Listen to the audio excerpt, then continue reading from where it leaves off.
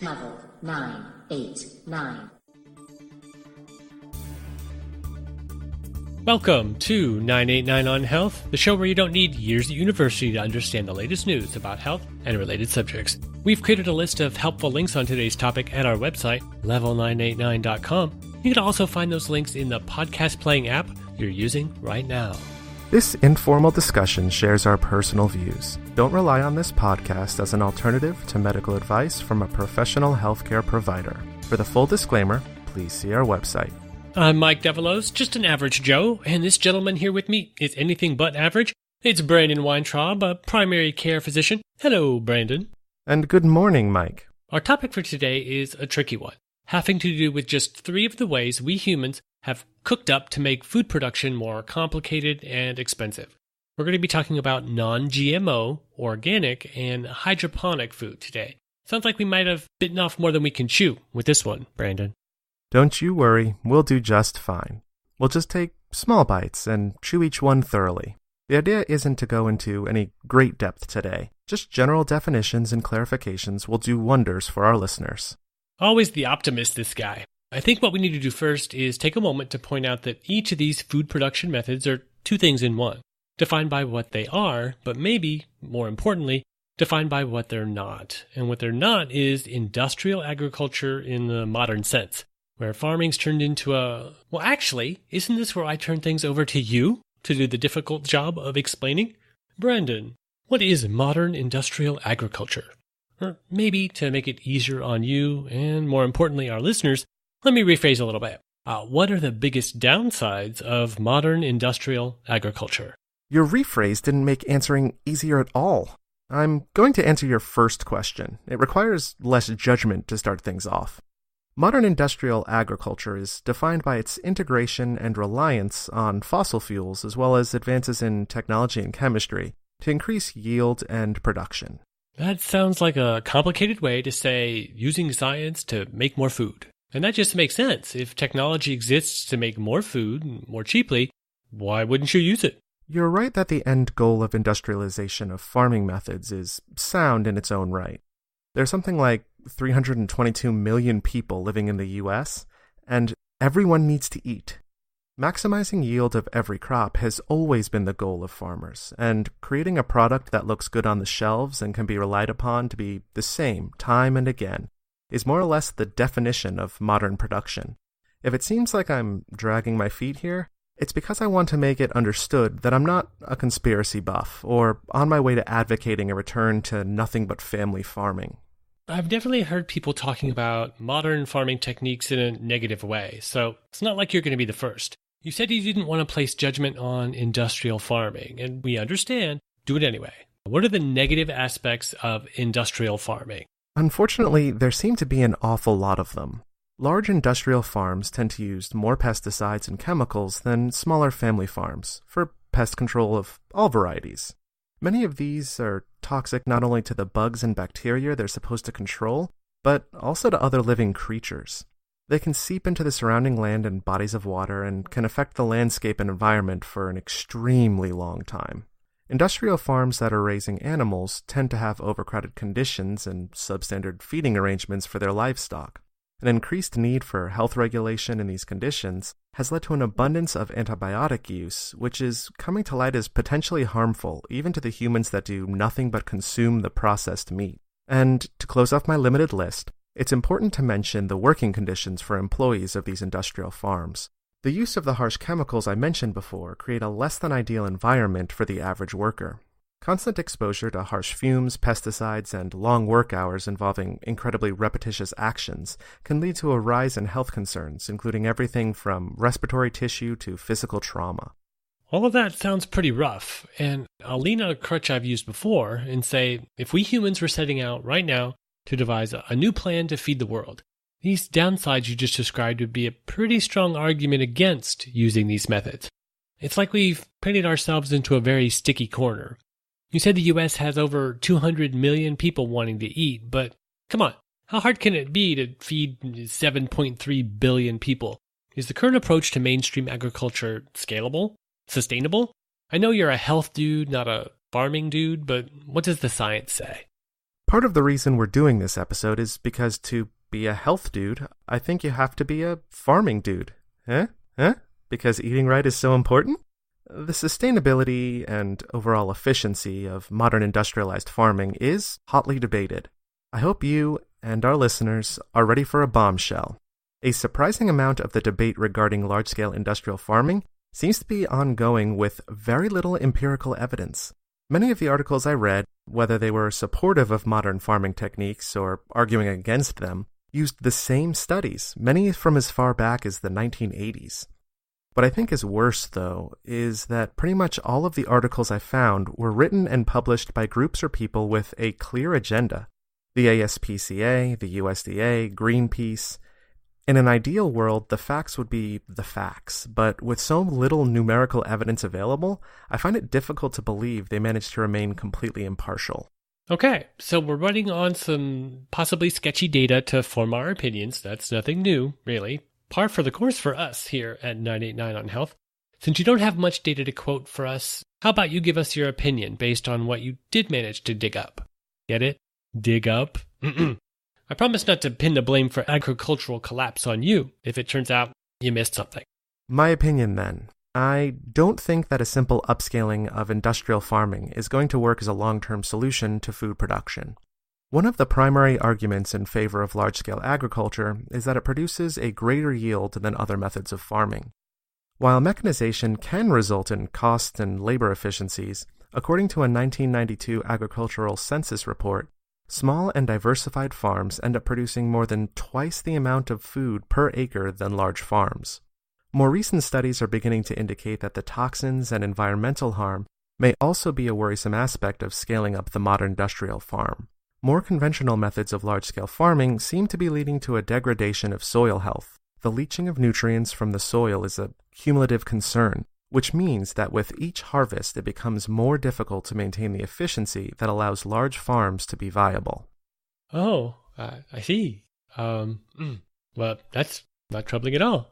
You know, I always thought that all the Cold War, building a bunker in your backyard stuff was kind of kooky. But suddenly I'm kind of feeling the need for a little land, maybe a tiny little subsistence farm, where I can grow me some nice, simple, staple crops and make it my own little food shelter away from all that gloom and doom. You certainly wouldn't be alone in the world on your smaller farm. You know, it's easy to forget, but the industrial methods that the U.S. has become reliant on actually produce a minority of the food on a global scale. 3/4 of all food produced still comes from family farms on less than 2.5 acres. That's interesting. So, according to what you've told us so far, conventional farming leads to a whole variety of very scary-sounding problems. And obviously, if the rest of the world is making smaller farming and other methods work, we certainly could here in the U.S. So, why aren't more people on small plots generating their own food? Well, the fact is that industrial farming allows a much smaller amount of the U.S. populace to work the land. Less than 1% of Americans are farmers now. I've come to believe that more recent generations are operating under a wonderful illusion. Food isn't a result of hard, ongoing work anymore. Food comes from grocery stores, delivered several times a week from some sort of ethereal other place. When you think about it, that thought process is nothing short of amazing. So few people are actively engaged in the process of growing or making their own food that a majority of them can even pretend successfully that having to travel to a local food mart to get their produce for the week is the most time-consuming part of that whole process. It's an interruption to the important things that they need to be doing instead.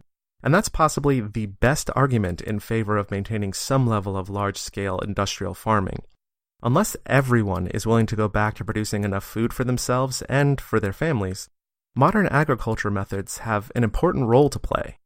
So I mentioned earlier the 3 food production methods we're talking about today are a contrast to the current mainstream method. For the first of these alternate methods, let's take a look at non-GMO.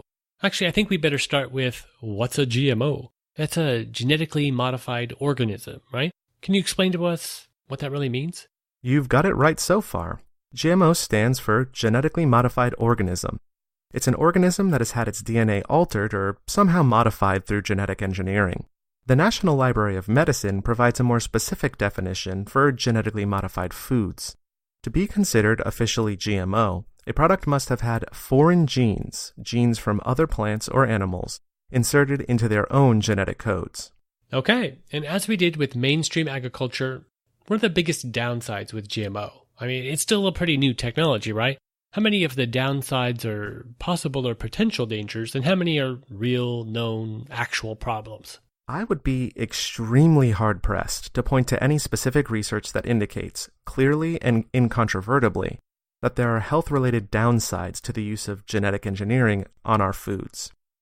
The American Association for the Advancement of Science said in a 2012 statement, quote, "The World Health Organization, the American Medical Association, the U.S. National Academy of Sciences, the British Royal Society, and every other respected organization that has examined the evidence has come to the same conclusion. Consuming foods containing ingredients derived from genetically modified or GM crops is no riskier than consuming the same foods containing ingredients from crop plants modified by conventional plant improvement techniques." End quote. Conventional plant improvement techniques. I was actually wondering about that. Haven't humans been modifying plants and animals basically forever? For example, the wild ancestor of the wheat plant is this little bitty thing. And with careful breeding practices, we've encouraged it to change over time into this giant version of its natural self. And farm animals, just by choosing and reinforcing over thousands of years which animal breeds with which animal, we've made cows with more meat on them, sheep with more wool, and turkeys so overinflated they can't even breed without human intervention of the most intimate kind. Imagine that. If humans disappeared, the domesticated turkey would go extinct pretty quickly. How is plant and animal husbandry, as it's called, better or different or safer than direct tinkering with genetic modification? In theory, it isn't. The end result should be more or less the same, and according to modern science, the overall process remains more or less constant. That's the theory. When you use one creature's DNA to modify another creature, it isn't an actual merging of one animal with another. DNA is just a set of instructions, so even though scientists may be able to engineer goats whose milk can be used to make soft, durable silk, that's a real thing, by the way. They haven't actually created a spider goat. They've just used certain instructions they gleaned from one creature to create the results they want in another. So, first of all, spider goats! I love science. Scary, scary science. More to the point, can you give us a more solid example? I'm not confident I understand the genetic engineering thing just yet. Sure, I'll try. It's like, well, writing a computer program. Let's say you make a business application that can search for certain words when you type them in. Another day you decide to write a game, and you need to be able to search a book in your game for certain words. If you copy and paste the programming from your business application into your game, you haven't created a business game hybrid destined to bring the boredom of the workaday world into your fantasy realm. You just took some instructions and used them in a different way to garner known results. That's the way genetic engineering works. You find the instructions, the gene, in a jellyfish that's linked with bioluminescence, and activate those instructions in a pig, and boom, glowing pig. That's a little clearer, I guess. So if a scientist wants, tomatoes that can grow in even cold climates, they could take the instructions from, say, a fish that survives in icy waters and activate those genes in a variety of tomato and create a cold-resistant fruit, vegetable, whatever. And, in fact, that's exactly what they did. Although the resultant tomatoes weren't worth duplicating, apparently. They were terrible, weren't they? That's what I hear. So then what's all the uproar about? It sounds like you could do almost anything with these new engineering techniques. Create food with increased nutrient content that can grow in any conditions or grow 3 times as big as normal. It sounds great. Well, if the interplay and expression of genetics were completely understood, that would certainly be the case. The problem really is that much of what we just discussed works mostly with theory, not knowledge. Western science is only on the initial cusp of understanding genetics. Expression of genes can cause all sorts of variety and unexpected results. Keep in mind, all sorts of illnesses can come about just because DNA isn't being written or expressed in a functional way. So it isn't just miraculous things that can come from messing with genetics. I believe this is at the core of the anti-GMO movement. How sure can we be exactly what processes a single gene is actually responsible for? Maybe that genetic code from the spider also adjusts metabolic rates or hormone production. Maybe if activated alongside their other genetic markers, it creates a toxin that can express through goat flatulence that will bring about the end of humanity. You said that animal and plant husbandry weren't different than more modern methods of genetic modification. But from what you've said so far, it sounds to me like it would be much safer. Goats have been breeding with other goats since the first mommy goat met the first daddy goat. And even if a farmer spends 50 generations breeding for a specific trait, there's no way you're going to end up with toxic mutant goats, right? You make a good point, one that proponents of selective breeding often make as well. But even these tried and tested methods of husbandry can have consequences that are difficult to predict. Let's talk about tomatoes again. Over the last dozen years or so, farmers have been working towards a goal of creating an ideal product for grocery store shelves. Modern consumers are picky. They want bright red color, firm texture, a tomato that can be on the kitchen counter for a while and remain ripe and appealing. Through careful selection and multiple generations of plants, there has been a fair amount of success. I have to admit, the tomatoes I've seen lately are almost the exact same color, shape, and size. So that all sounds like a success. And it is.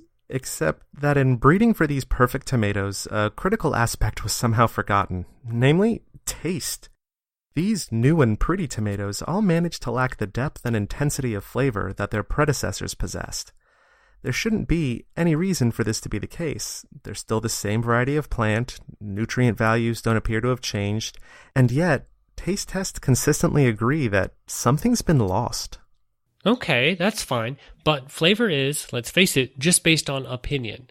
I'd be willing to bet that there's folks out there who would prefer the new tomatoes to other varieties.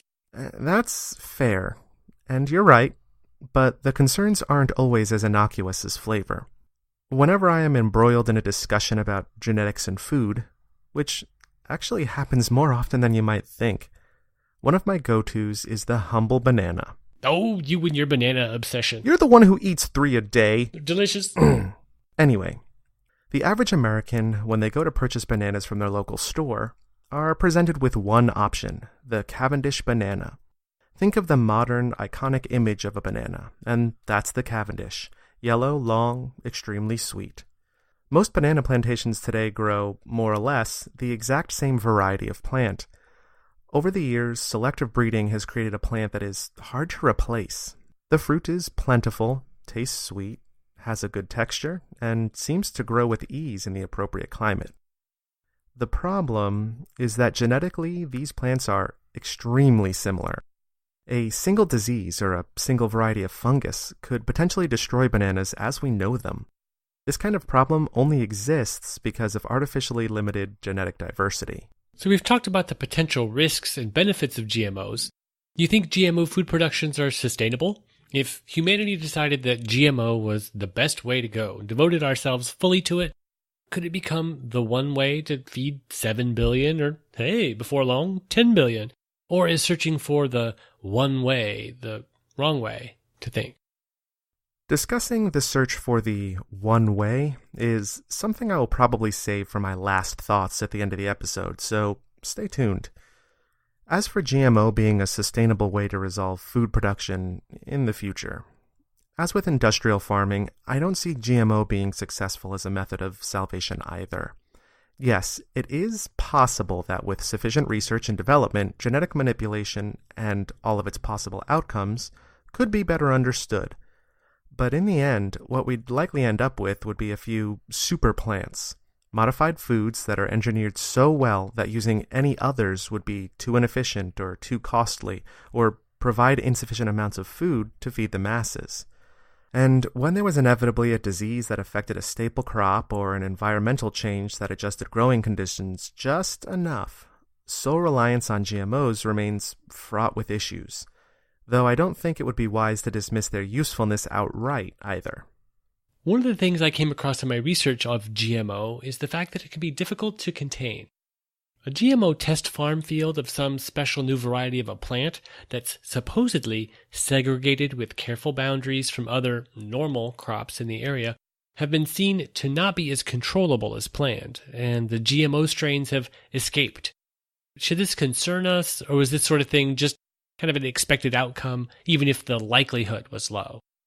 I'd certainly be concerned. The National Library of Medicine, which so helpfully defined genetically modified foods, also lists some potential risks of GMO production and use, including that genetic alterations can cause harm and that modified organisms could be inbred with natural organisms, leading to possible extinction of the original organism.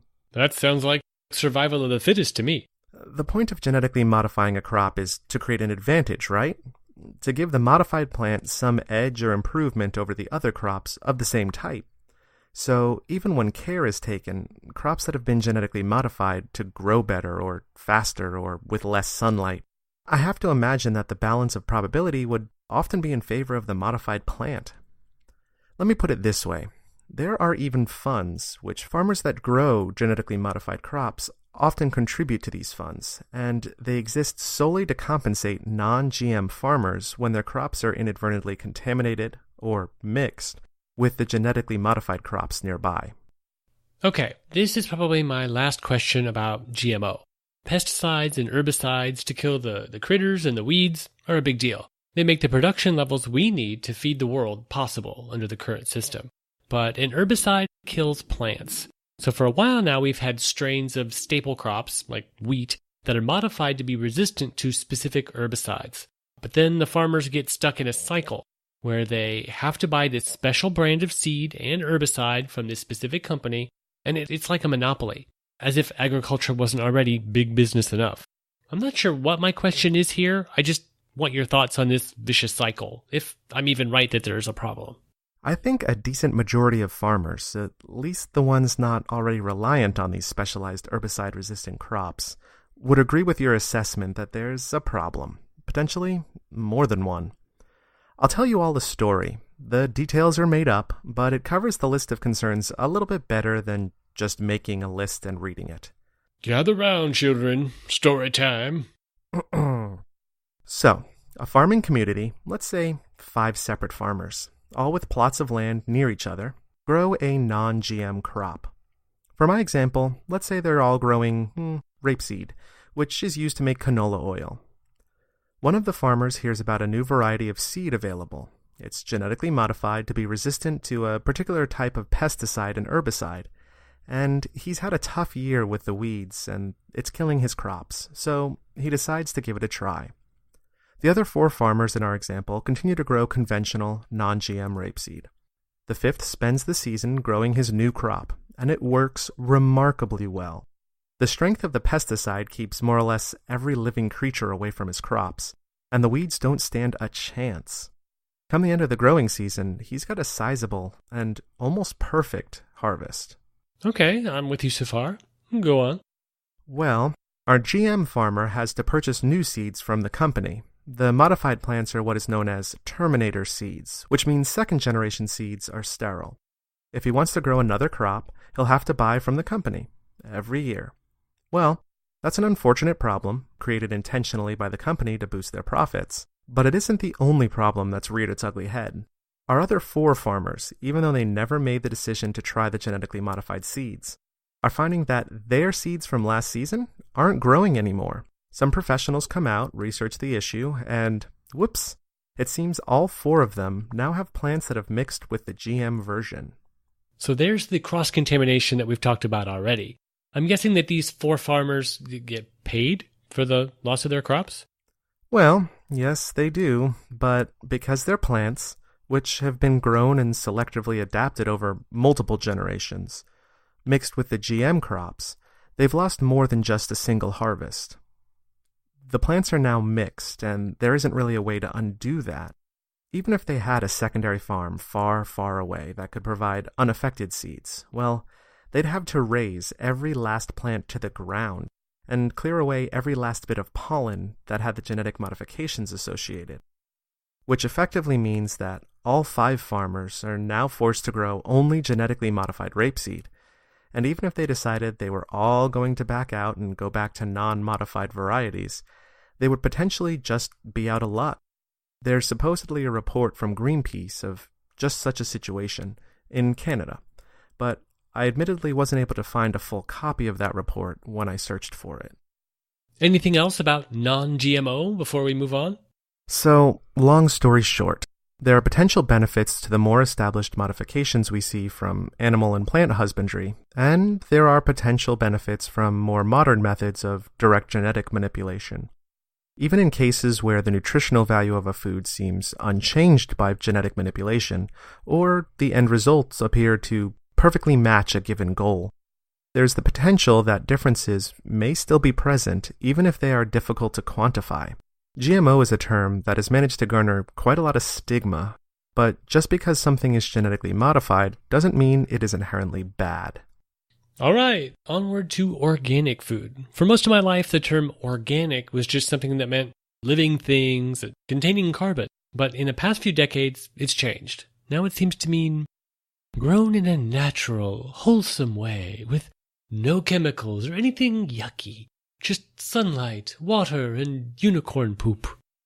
Brandon, what's organic really mean in the agribusiness sense? I assume that precisely to what degree a farm's crop are actually considered organic is something of a spectrum.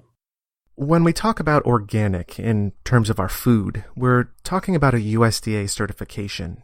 To be organic, a food must meet certain criteria as defined by the USDA. Want that definition?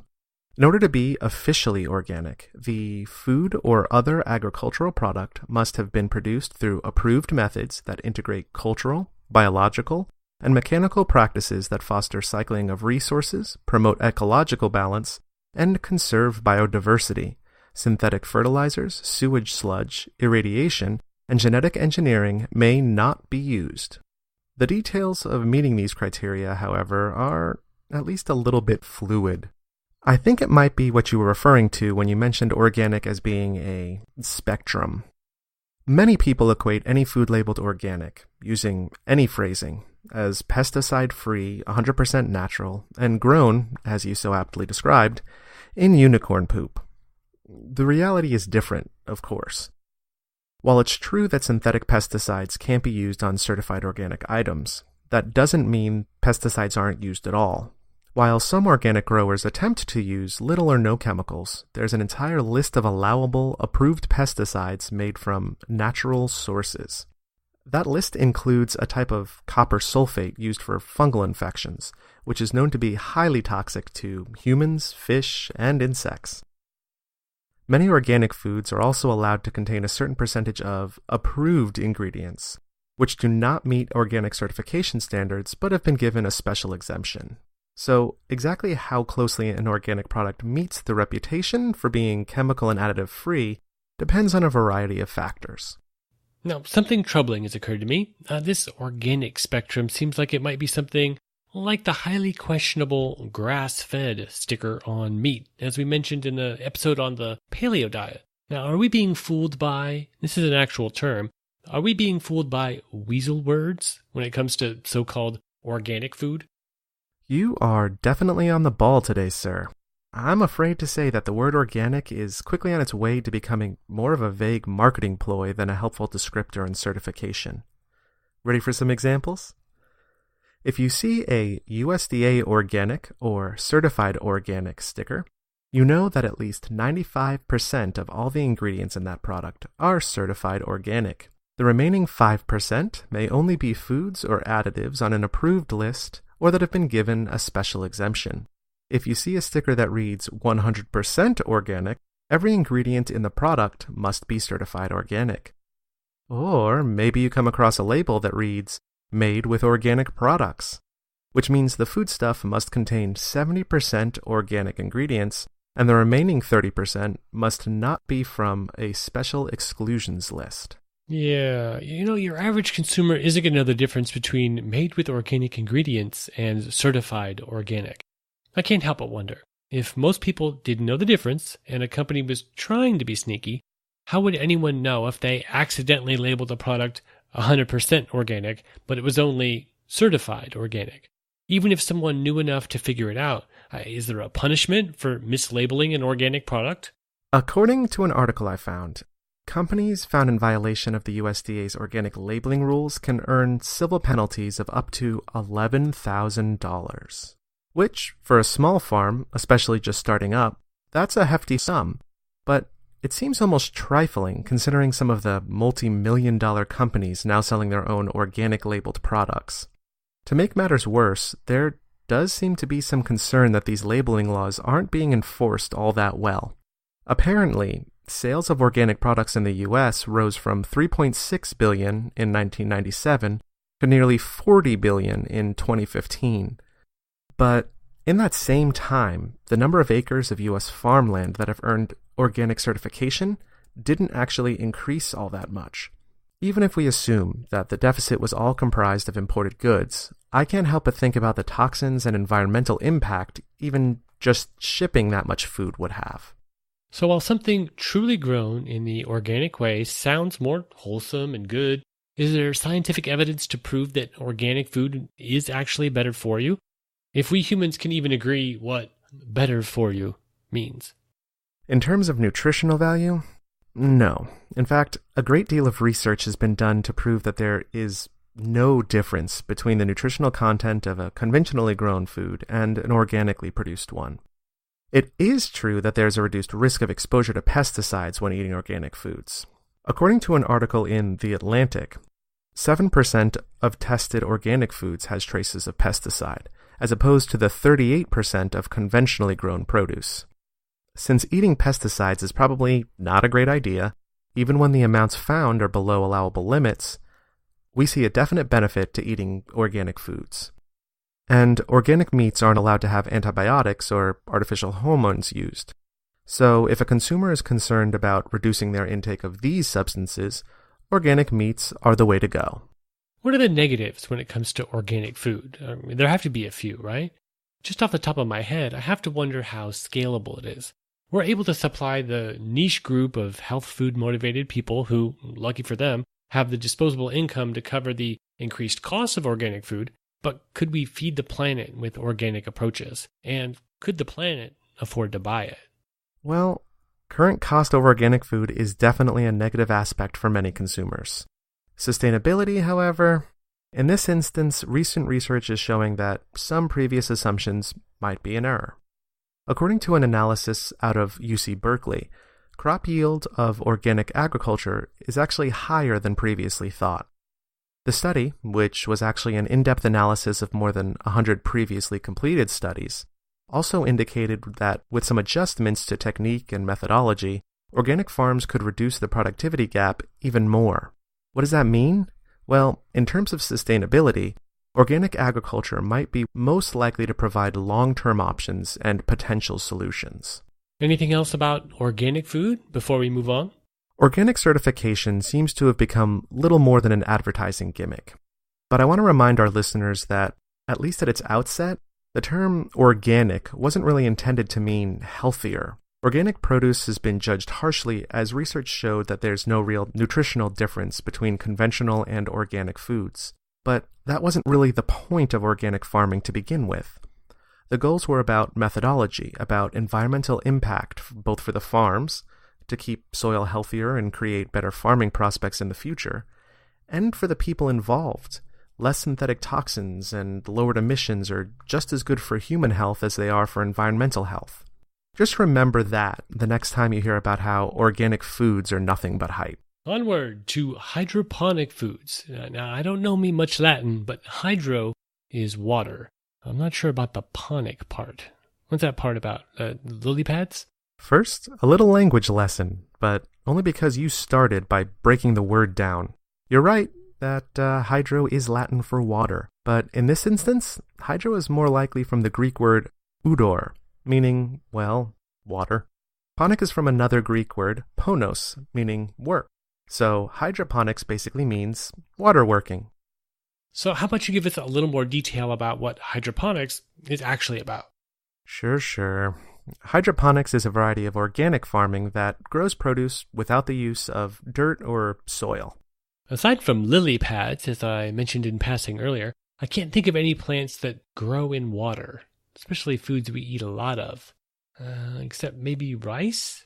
They grow in flooded irrigation ponds, rice paddies, right?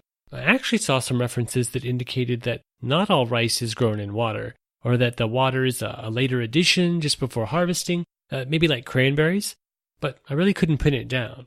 Rice doesn't actually require the flooded conditions you usually see. They're simply tolerant of it, and the extra water is a way to help control potential pest problems. Regardless, hydroponics isn't just that quintessential image of plants suspended in nothing but water. Many hydroponic methods use some variety of inert growth medium, like coconut fibers or vermiculite, to absorb water and provide an ideal environment for root systems. So far in the episode, we've already identified much of what we're trying to avoid and the possibly necessary flaws in conventional industrial farming. Just like with the other two food production methods, what are the pros and cons of hydroponics? Is it scalable? I'm frankly glad we finally made it to hydroponics. The advantages and disadvantages seem almost simple compared to the endless debate we've seen so far today. Where do you want to start? Pros or cons? Tell us about the benefits first. What would make me want to grow my produce hydroponically, or buy hydroponic produce instead of food grown with more conventional methods? The benefits of hydroponic food are primarily to the farmers or the growers. First, we have to talk about soil. In conventional farming, there is an incredibly complex array of concerns long before a seed is even planted. Is the soil nutrient-rich enough? What organisms might be present or can thrive in the soil that will harm my crops? Are heavy metals, such as lead, present? Because hydroponics use inert growth mediums instead of soil, these concerns are reduced. Hydroponic farmers also possess complete control over every aspect of the growing process. Humidity, nutrient balance, and combinations, temperatures, you name it. Since hydroponics can be utilized indoors or outdoors, farmers can adjust almost any aspect to create an ideal growth condition for their crops. So far, hydroponics sounds pretty good to me. Growing food in an air-conditioned room, monitoring nutrient content from a computer screen. That's my kind of farming. Are there any other benefits to hydroponics? There are a few comparisons to conventional farming worth mentioning. Hydroponically grown plants often grow up to 30% more quickly, use less water, as little as 1/20th the amount used with soil. There's even a savings in space requirements. Because root systems can be placed closer together, hydroponics can reduce space requirements by almost 20%. And to top it all off, crops can be grown year-round, regardless of the season. Oh, and no concerns about weeds or weeding. The usual debates exist regarding the nutritional content of hydroponically grown foods versus conventional produce. But in this case, there does seem to be some evidence that nutrient concentrations may be greater in some hydroponically grown foods. That makes sense. The farmer's adding the nutrients directly, right? Adding nutrients to acres of land seems like it would be really difficult. But pouring a few ounces of a nutrient solution into a water tank, that sounds a lot more reasonable. Okay, so we've covered the benefits of hydroponics. What about the downsides? Primarily cost-related, as I'm sure you're unsurprised to hear. Initial setup costs are much greater than conventional farms. Dirt and sunlight are cheap. Electrical lighting, closed water systems, monitoring equipment, environmental controls like air conditioning, humidifiers, and dehumidifiers. The costs only increase as hydroponic farmers integrate the automation available that is part of what makes hydroponic farming so wonderful. And I mentioned earlier that crops can be grown regardless of season. But instead, hydroponic farmers have to foot the power and utility bills generated to keep the right growing conditions for their crops. Growing something that requires spring temperatures during a frosty winter? Heck, it's costly enough for me to keep my house warm. So are there any disadvantages not related to cost? Naturally, but maybe not as many as you'd expect. Because hydroponic systems require constant monitoring and constant active regulation, they are susceptible to technological hiccup and electrical failure. If power goes out or your water pump fails, there is significant risk of complete crop loss. You'll also remember, I hope, that I mentioned hydroponic gardening reduces the risk posed by a large number of pests found in soil. Unfortunately, this same mechanism also creates some concerns. Waterborne bacteria or disease can easily and quickly infect every plant in a farm, and there are positive aspects to some bacterium found in soil that will be lost by using a different medium. I'm really interested in the hydroponic approach to food production, possibly because there's so many fiddly tech elements. I wonder if it wouldn't help to go very low-tech on the problem. Maybe use some Bronze Age approaches, passive systems that work with gravity, Maybe a crafted ecosystem of algae, fish, snails, ant plants to do what pumps and chemicals are doing now. But that would add its own complexity, and scalability is already a concern. So, scalability, sustainability, go. The scalability of hydroponic farming is one of the most limiting factors that's kept it from being utilized more often. A single person can purchase a hydroponic unit relatively cheaply. A few $100s can buy an electric motor, a growing apparatus big enough for several types of produce, even some liquid nutrients. And that's enough if the goal is just to have a few fresh veggies to supplement what else the person may buy. But in order to create a farm large enough to provide for an entire family or to produce enough yield with enough regularity to sell on the market, farmers need a much more complicated system with better monitoring and more accurate regulation. So as farms get bigger, the cost often becomes almost insurmountable. There's good news though. The technology needed to create larger hydroponic farms has become more readily available in the recent years and much cheaper to produce and purchase. It may be that hydroponic farming is at the cusp of becoming viable even on larger scales. I think the first time I was introduced to hydroponics, it was either something NASA-related or science fiction-related. It's been a few decades, so I'm not sure. But this definitely seems like the most high-tech food production method, and in other ways, the simplest method. It's just liquid, the plant, and the light.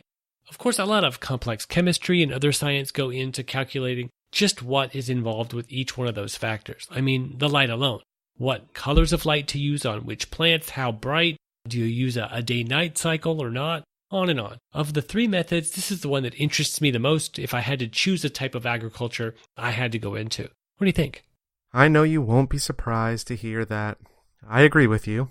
I'm a tech nerd and a food buff. Hydroponics provides the ability for me to grow my own food, use minimal, if any, pesticides, and to accomplish the bulk of the work by setting up automated and completely customizable sensors and electronics? Yes, please. Much of the complexity involved has also been functionally solved by more conventional farming. That sounds more confusing than I really thought it would.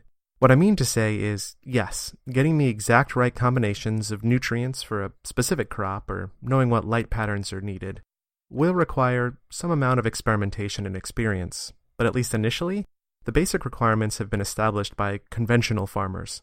It's not like I'd be starting from scratch. Thank you, Farmer's Almanac.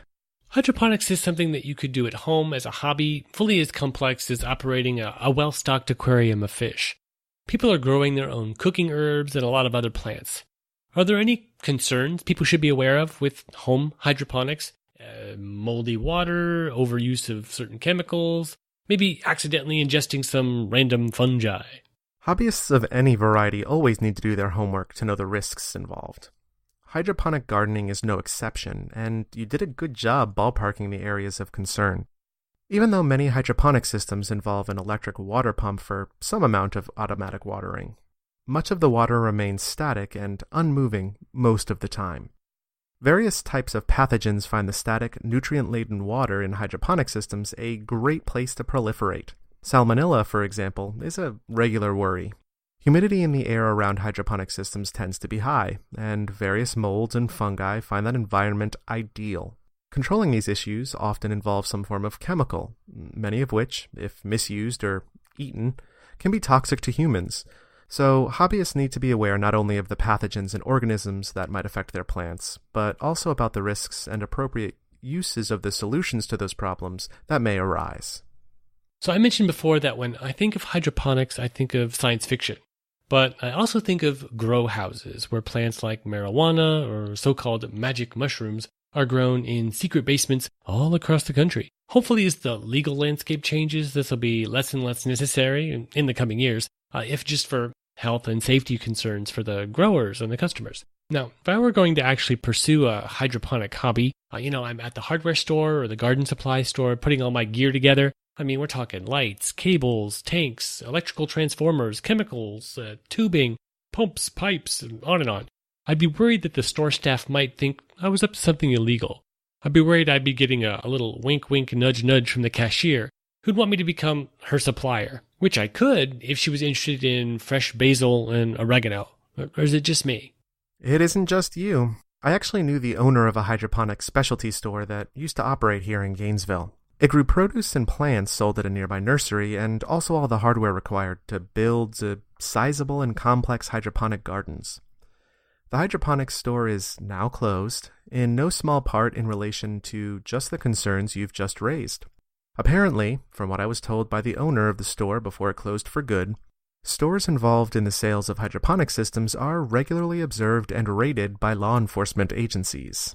Owners are also heavily pressured to provide information about every customer who has bought products from them. In some instances, this information has led to additional raids and police involvement with the customers as well. I don't know how many people involved in the purchase and sale of hydroponic systems are actually involved in growing illegal drugs, but it seems to be enough that simply buying a system from a local store can be enough to warrant police attention. On the topic of grow houses, I've heard that law enforcement can just fly around the area in a chopper, and by pointing an infrared camera at my house, they could pick up the glaring heat signature coming from my house that's caused by the grow lights. Now, my imagination takes this to a silly extreme, where DEA agents in SWAT gear explode in through my bedroom window at 3 a.m. to seize my illegal sage and cilantro supply. That may very well be. I do know, though, that even larger-scale hydroponic farms have switched from using the power-hungry heat-generating grow lights to LED lighting, exactly because they generate less heat and take a fraction of the electricity. So I'd imagine the likelihood of a DEA agent knocking at your door because you've added a selection of new LED lights for your oregano and mint setup isn't as high as it might have been. Is there anything else you want to mention before we wrap it up? Conventional farming practices unarguably have an impact on soil health. As soil quality degrades, so too does the ability to continue to keep up with the growing needs of an ever-growing population. There's a tendency for arguments about the future of agriculture to boil down to simply conventional versus organic. If nothing else, the research I've done and the information I've learned in prepping for this podcast has led me to see how oversimplified this outlook is. Providing people with nutritious and plentiful food isn't a problem that will be solved by focusing on a single specific methodology. Adopting the practices from more organic methods that build soil health and reduce exposure to toxins will be just as important as maintaining the efficiency and freedom provided by more modern industrial methods. There seems to be a tendency of the modern consumer to be pressured into thinking that one farming method creates better food. That, for example, organic produce is cleaner, safer, and better for you than a food that lacks the organic certification. Is that true? There are plenty of opinions, but unless you're very specific about what aspect you're using to define better, more often than not, that's all you have. Opinions based on limited evidence. Hopefully, we've managed to define a few of the buzzwords you've run across every time you visit your local grocer. And even though we can't give you advice regarding whether you should or shouldn't avoid conventional produce in favor of organic, you ought to be better equipped to make a more reasonable decision for yourself. Well said, sir, as always. Anyone who's interested in Mike and Brandon's Personal Health Goals Corner should stick around and listen after the music. That's all the time we have for today. These short episodes are a brief overview of very complex topics. Everything we say is for entertainment and educational purposes only. Licensed healthcare professionals should advise you and be aware of changes you're planning to make to any aspect of your healthcare. Every person's needs are different. The links to references we've made about news articles, medical studies, or other materials can be found at level989.com, along with our contact information and the complete Don't Take Medical Advice from Podcasts disclaimer. Don't forget to take a moment to rate or review us on iTunes or give us a mention on social media. We can't inform everyone if they don't know we exist. Thanks for listening, and now go health yourself.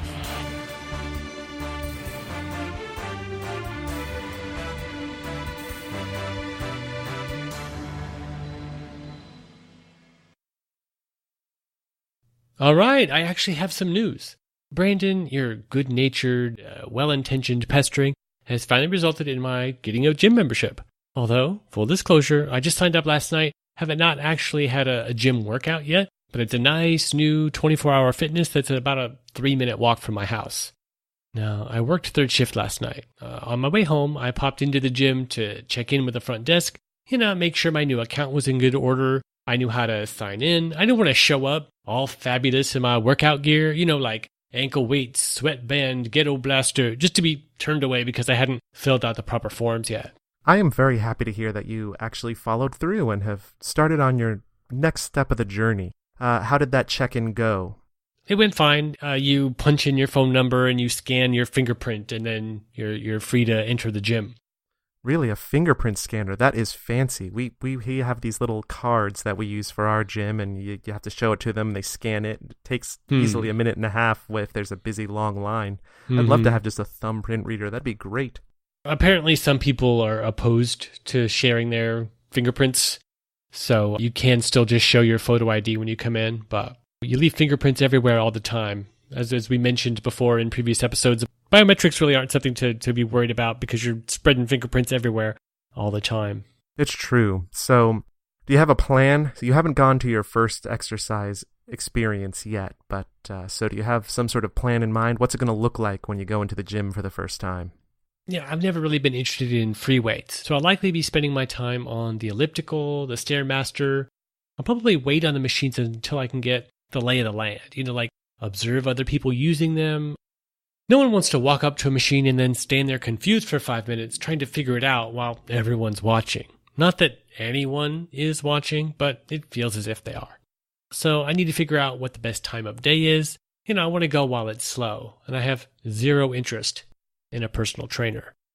I think internet searches will be your friend there. For my gym, at least, when I type in the name, it will display exactly how busy it is usually on a given day at a given time, and how busy it is right now as opposed to how busy it should theoretically be. So I can always look at any time and find out, hey, the gym's slow right now, I'm out of here. I've noticed that on Google Maps, at least. It's got an hour by hour little bar graph. It's very nice, yeah. Yeah. And it sounds like you've got a reasonable idea in your head for what you want to do. You're absolutely right. I guarantee it, no one is watching. Besides the fact that they may want the machine you're on, no one cares. They're not looking at you and going, hey, that guy is reading the how-to that's on the side of the machine. He's a newbie. What a doofus. Can't believe he's going to work out here with me. But it really does sound like you've taken a very good step in the right direction. We will be looking forward to hearing about the success of your exercise routine. Oh, sure. No pressure. Now, how about you? I think I saw on Pinterest, Tinder, Facebook, something. You've been working out harder than ever. You were already pretty fit. Are you overdoing things? Be honest. I certainly hope not. I don't think so. I was invited by another friend to go try a workout I had been dying to try for ages. They're called stadiums. Basically, you go to the big stadium here in Gainesville and run up and down and around and up and down. It is surprisingly intense, but I always felt a little uncomfortable going for the first time on my own. I've never really spent a whole lot of time over at the stadium, so I wanted someone to go with me the first time to kind of give me the lay of the land. Now that I've gone, it's actually a great workout, and I'm excited that it's been added to my regular routine. I'm only doing it twice a week, give or take at this point, but I'm hoping to work myself up to 3 times a week minimum. Wow, that's pretty cool. I've heard of the stadium workout, but I've never really lived near a stadium that I could try it. And just like you, I'd want to go with somebody because I don't go for games, so it's not like I already know, like I said before, the lay of the land. And besides that, my regular workout routines have improved. I think I mentioned last time that I started doing a few challenges to myself, trying to reach a greater number of sit-ups and pull-ups and push-ups. Right, push-ups, yeah. Overall improvements on all 3 over the course of the last couple of weeks. So very nice. On my way, we'll have to keep checking in and see how it goes, but I'm hopeful.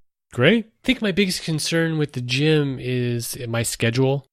I'm very good at getting into a routine and then following that routine. It's like what keeps me sane. So if I'm able to give the gym a proper daily slot, it'll just be like, well, it's now time to do that. I won't have to psych myself up or argue with myself. I'll just like, it is now time for the gym. That is what I will now do. I guess to make it work, I'm going to have I am working first shift today, and this is how the gym fits into that schedule. I am working second shift today, and this is how the gym fits into that schedule. Like, I already have it planned, and then just say, this is the plan I'm doing for this day. Otherwise, it's going to get lost in the shuffle. Yeah, your current work schedule definitely does not make for a a good schedule to allow you to have a repetitious cycle. Yeah, every day at 7 a.m. doesn't necessarily work. Which is very unfortunate because I'm exactly the same way. So if I'm going to the gym, I know I like to go. Basically what I've done is I have 3 time slots that I like going to the gym. And so on a given day, if I am going to the gym and the first slot in the morning, I end up being busy, and I know I'm going to be busy later in the evening, well, I've still got that midday slot that I've kind of established as a viable and enjoyable time for myself to go. Mm-hmm. That wraps up Health Corner. I know a lot of folks out there are working hard on their own health goals, so let us know if there's anything that works especially well for you that we should try. You'll find an easy contact form at level989.com/contact. Bye for now.